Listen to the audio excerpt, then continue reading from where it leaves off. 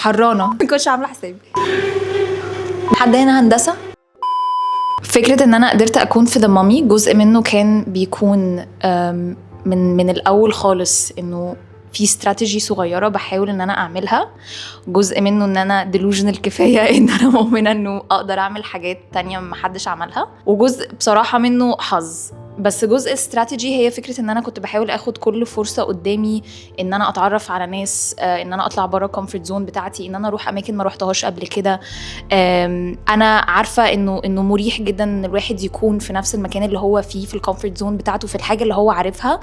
بس انا في الحاجه اللي انا عارفاها بقالي فتره طويله قوي، يعني انا محظوظه قوي ان انا بشتغل الشغلانه دي من وانا صغيره، بس حسيت ان دايما في حاجه اكتر تتعمل، في حاجه تكسباند اكتر عليها. وده مش عشان اي حاجه، يعني لما حد بيقول لي قارني ما بين الصناعه هنا والصناعه بره، بقول انه دي مش مقارنه، لانه هي الفكره كلها احنا بنقول قصص، وفكره انا متاح ليا ان انا اقول قصص انا اريليت ليها فين وازاي وبشكل بالنسبه لي انا يطور مني كممثله ازاي. فطبعا انا بالنسبه لي سعيده قوي ان انا قدرت ان انا اكون في ذا مامي. عملت البروسيس عادي جدا، باوديشن، بكل حاجه، بميتنج مع المخرج. في الاول في الاخر انت مش مع ناس، يعني عاده في الشغلانه هنا انت ممكن تشتغل مع نفس الناس مره واثنين وثلاثه، سواء في الكاميرا كرو ولا في الدايركتنج كرو.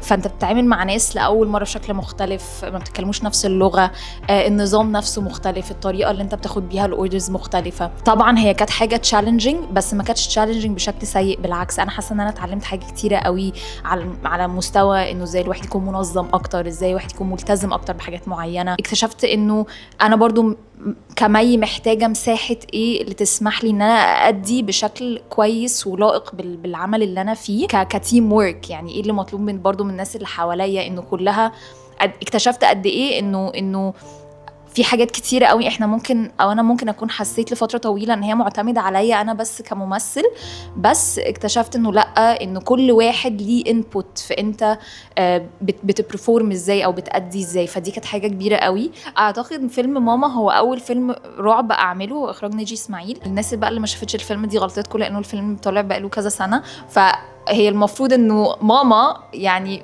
sort of مامي برضو، لانه هي بتبقى يعني سبويلر اليرت، هي جثتها بتبقى موجوده بقى لها فتره، فبتتحول eventually الى يعني مامي. فحسيت انه actually في وجه تشابه هنا. بس عشان اجاوب الجزء بتاع انه ايه علاقه السايكولوجي بده، دايما لما بنفقد حد ففي جزء اللير بتاع الجريف والشعور بالفقدان، وان انت ما فيش حاجه في ايدك تعملها، وده ليه لايرز مشاعر كتيره قوي، وليه تاثير نفسي كبير قوي في فكره ان انت تكون بتفهم عمق الحزن ده عامل ازاي. افادني طبعا في ماما لانه كانت اكتر حاجه اشتغلت عليها فتره طويله، وبرضه فادني في الكاركتر بتاعتي في ذا مامي، لانه في فكره برضه الجريف والحزن واحساس الفقدان برضه، فهي نفس المشاعر. فهو الاحساس اللي انت بتحاول دايما تو اكسبلور ات وتفهم ده جاي منين، بيبقى طبعا لازم تبقى فاهم السايكي بتاعته عامله ازاي عشان تقدر ان انت تمثله او تصوره. يعني انا كنت بتسأل بحس ان سؤال يعني بصراحة كان بيضايقني شوية، انه بقى هي الصناعة اللي في مصر كبيرة قوي كده. فانا بصراحة بعتز بالصناعة المصرية جدا، لانه هي طبعا كبيرة، هي من اول الصناعات في العالم. صناعة السينما احنا بنعمل افلام من قبل بلاد كتيرة قوي ما تعمل افلام، سواء في اوروبا او في اسيا او في اي بلاد تانية. بالعكس احنا اللي عندنا خبرة وتاريخ اكتر ان احنا نقدر نضيف ليهم. فانت مش بتتكلم بس على فكرة ان احنا بنضيف ليهم من ناحية الريبريزنتيشن او التمثيل الاصح، بس برضو من ناحية الخبرة والتاريخ السينمائي اللي هو وجودنا بس فيه على المستوى العالمي بيضيف تقول لأي حاجة احنا جزء منها. احنا صناعة يفتخر بيها جدا جدا جدا، واي حد ليه شرف ان هو يكون جزء منها.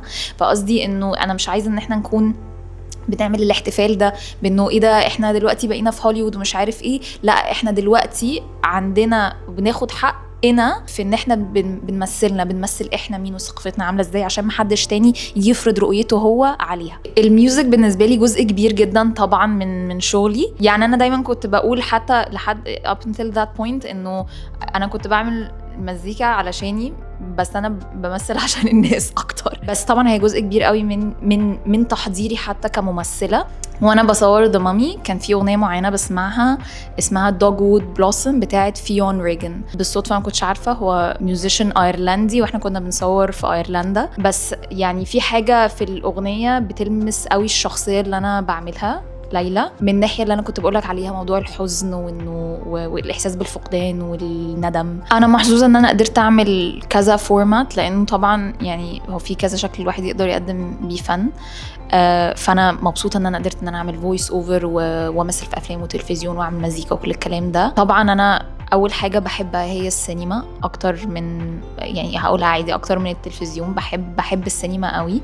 انا بحس ان انا يعني دايما بحاول ان انا اعمل كل حاجه، ويمكن لبعض الناس دي مش حاجه كويسه، بس بالعكس اجان انا بالنسبه لي ده ان انا بوسع الافاق بتاعتي. انا مركزه في الكتابه دلوقتي، عايزه انتج، فانا بحاول على قد ما اقدر. هو مش فكره ان انا ببدل الهاتس، بس هي فكره انه انا حاسه ان احنا كلنا عندنا قدرات مختلفه قوي، ويا اما نقدر نحط القدره بتاعتنا في اتجاه واحد وده completely fine، او ان انت عايز توسع من نفسك ومن قدراتك فاعمل ده برضو. انا بمانيفست حاجات كتير قوي، معرفش ليه، بس لسه كنت بكلم مع حد من صحابي امبارح، ودي حاجه بص يا اما هتخيب يا اما هتصيب جدا يعني. بس كان في عندنا كوميكس زمان كده بتاعت ميدل ايسترن سوبر هيروز، معرفش عدت عليك ولا لا، وبعدين هي بطلت تتباع، ففي سوبر هيرو اسمها جليله. فانا نفسي اعمل شخصيه جليله دي كسوبر هيرو، الله اعلم هنتعمل ابدا في حياتنا ولا لا، بس هي سوبر هيرو مصريه، واعتقد ده الديلوجن اللي جاي، يعني manifesting a superhero of sorts.